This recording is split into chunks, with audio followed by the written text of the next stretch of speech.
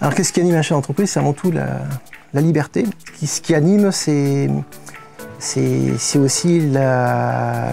Moi je suis très orienté homme humain, donc ce qui est important c'est que les gens progressent, grandissent, et ça fait partie de ma motivation aussi. J'ai ressenti le besoin un petit peu de franchir un pas et de retrouver une certaine indépendance et une liberté. Et dans le monde de l'entreprise, la liberté, on la trouve dans la création ou la reprise d'entreprise. Alors déjà, il faut avoir l'idée.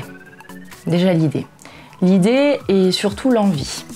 Il ne faut pas avoir peur. Il ne faut surtout pas avoir peur de se lancer. Il faut avoir confiance en soi et confiance aussi aux autres.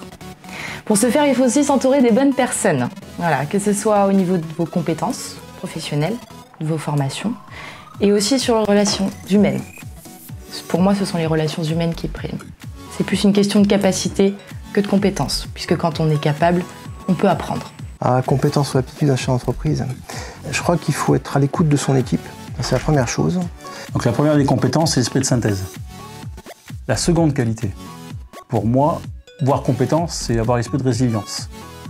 C'est-à-dire que chef d'entreprise, il commet des erreurs comme tout le monde, sauf qu'elles ont souvent des conséquences très importantes, et que de ces erreurs, de ces échecs, d'une part, il faut savoir en tirer le côté positif de la chose, et surtout, c'est comme quand on tombe de cheval. Si on ne remonte pas aussitôt, on ne remonte jamais. Il faut avoir le sens du client, du service au client, parce que c'est le client qui fait vivre, et donner le sens du client à ses collaborateurs. Je crois que c'est très important. Le conseil ou les conseils que je pourrais leur donner, c'est de croire en eux, voilà, de foncer sans avoir peur et de ne pas avoir peur des qu'en dira-t-on aussi.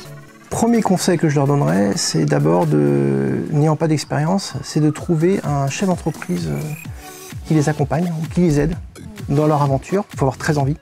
Il faut avoir la foi parce que c'est compliqué, c'est semé d'embûches, c'est des hauts et des bas, voilà, ça reste assez compliqué. Et la troisième chose, c'est d'avoir un milieu familial qui suit.